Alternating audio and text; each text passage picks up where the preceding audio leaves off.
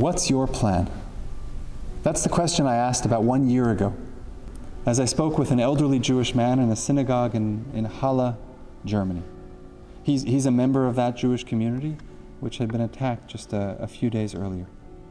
This man had left the Soviet Union a few decades before, and he had embraced the freedoms of Germany, a liberal and tolerant society, and here we were, bloodstains still on the sidewalk, a city and country and global Jewish community in crisis, once again, violence against the Jews in Germany. And I asked this man what his plans are. Are you going to stick it out here in Germany? It's the same question that's been asked of Jews in France and Venezuela and the UK and so many other places. Is there a future for the Jewish community here? So what's your plan?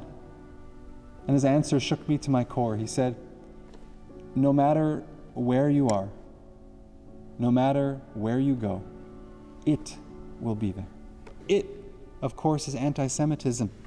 And then he pointed toward the front of the building, in the direction of the door. And he said, that always protects us. That was a door, an old wooden door leading from the courtyard in front of the synagogue out to the street. The terrorist had stood outside this door on Yom Kippur morning, just as the congregation had reached the Torah reading.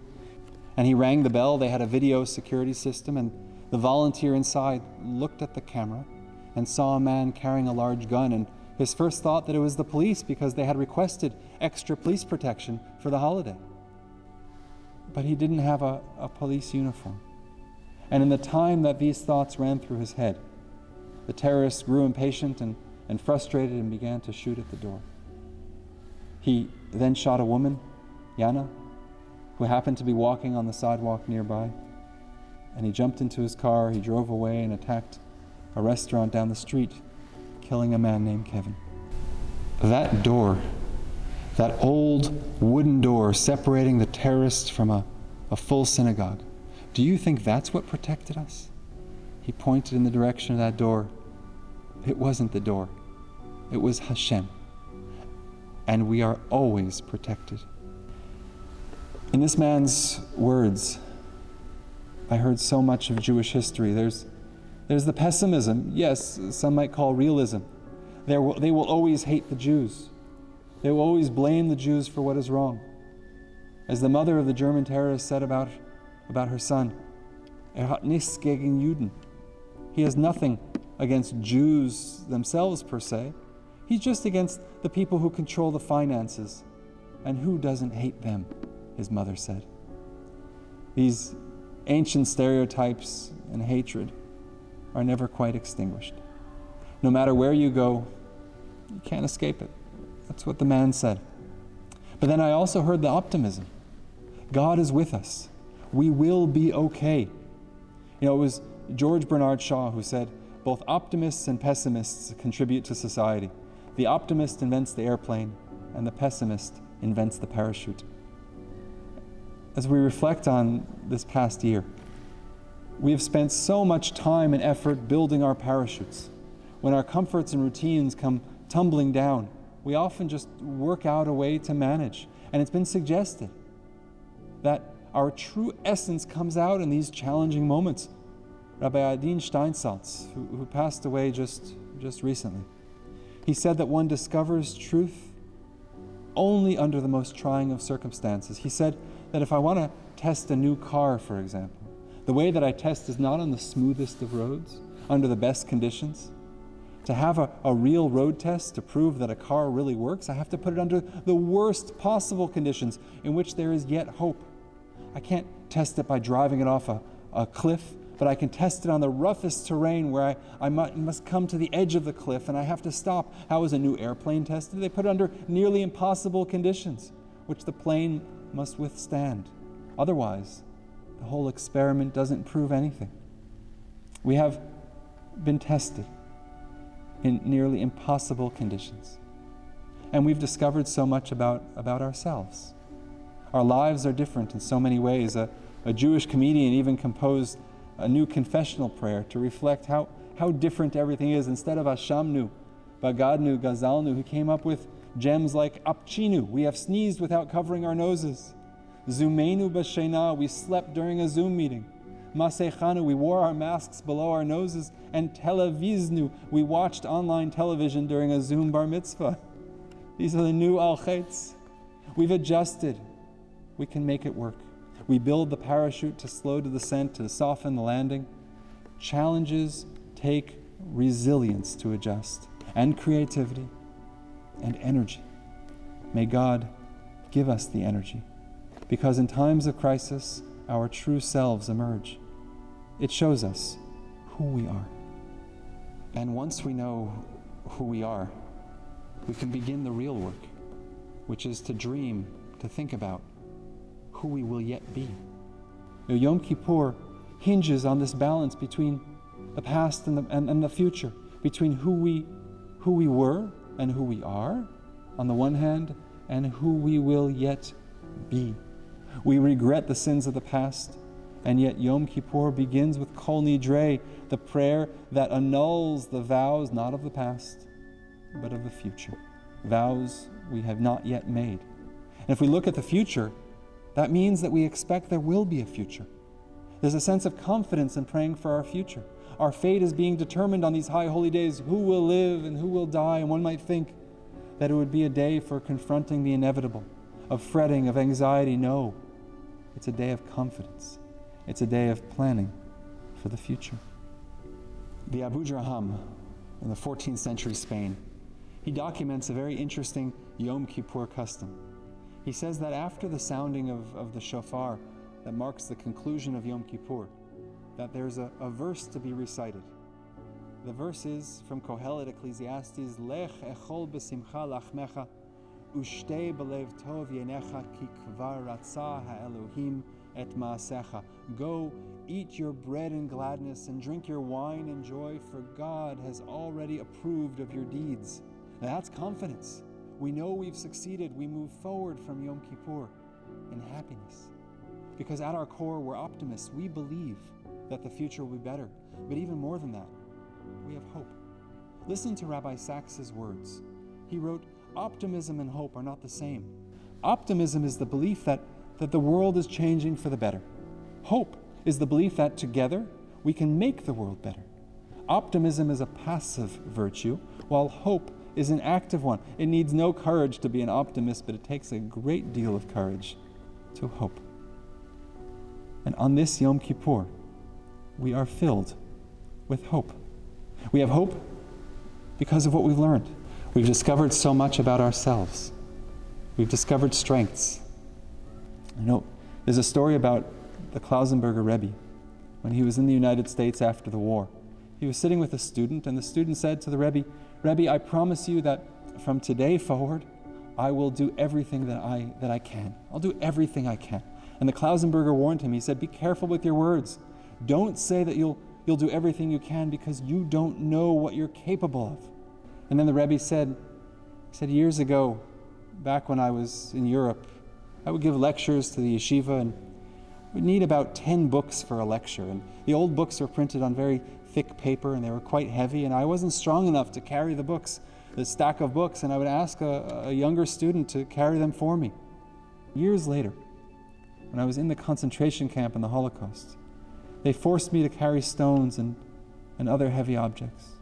And I carried them on my back for 12 hours a day. That's when I discovered what awesome power I possessed. Years before, I thought I couldn't carry even my books.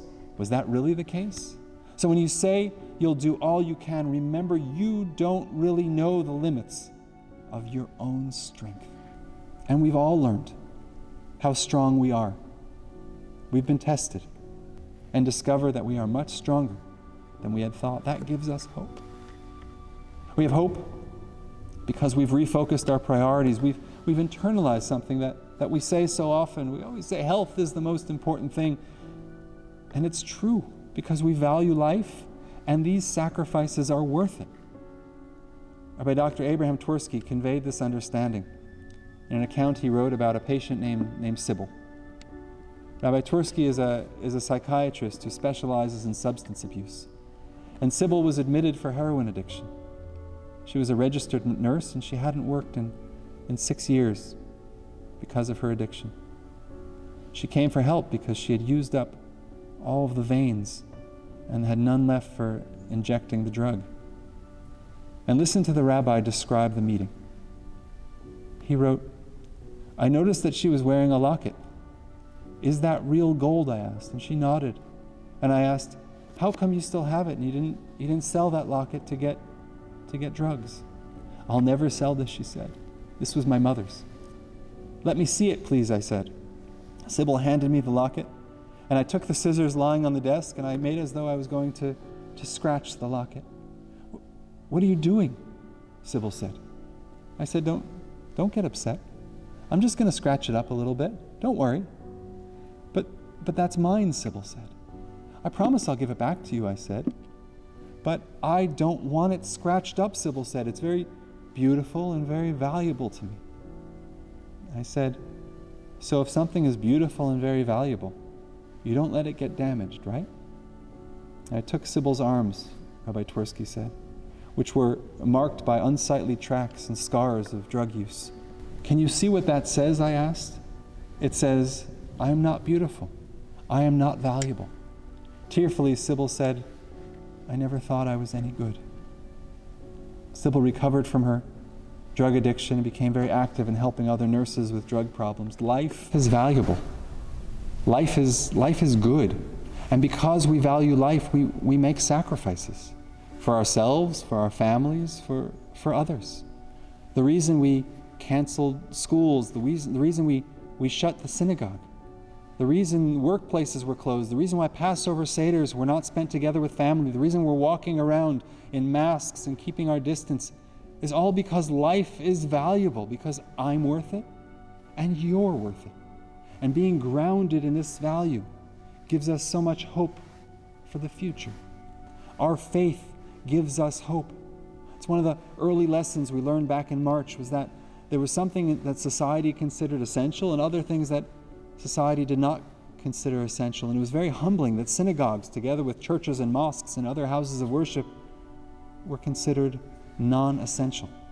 And it was the right thing to close. I'm not debating that, but there was something very humbling about being deemed non-essential to the core function of society. But after reflection, we realize that perhaps there is truth in it. Maybe synagogue life is not essential. Maybe it's a luxury, but what it stands for, faith, that's essential. Mitzvot, those are essential. Community, that's essential. Faith and mitzvot and community without synagogues, it's tough. It's almost impossible to imagine, but we learned for a few months that Jewish inspiration in our lives was going to have to take place in our homes. And that's what carried so many. A few years ago, the Israeli scholar Dr. Yael Ziegler was standing in a bakery in Jerusalem. When she recognized the person standing in front of her, it was none other than Natan Sharansky, the politician, the former refusnik. Dr. Ziegler worked up the courage and started a conversation, and she told Sharansky that she was teaching a course, and the course was on the book of Psalms, and that she had told her students in the class that Sharansky had carried a book of Psalms with him throughout all of the ordeals in the former Soviet Union. And standing in that bakery, Sharansky reached into his pocket and took out an old, worn book of Psalms to show to her.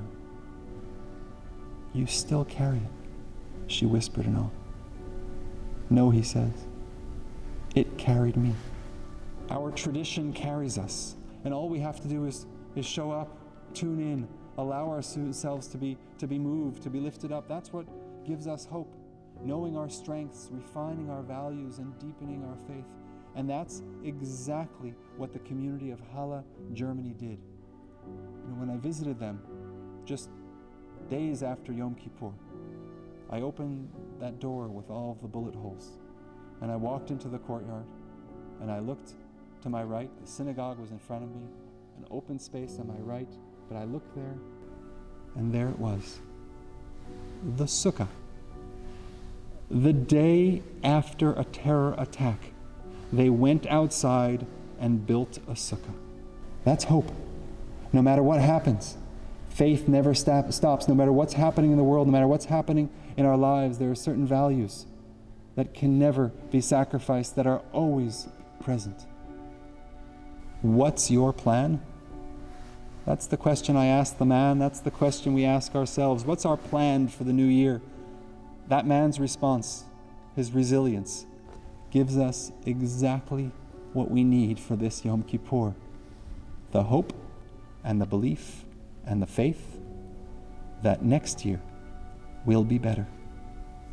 Shana Tova.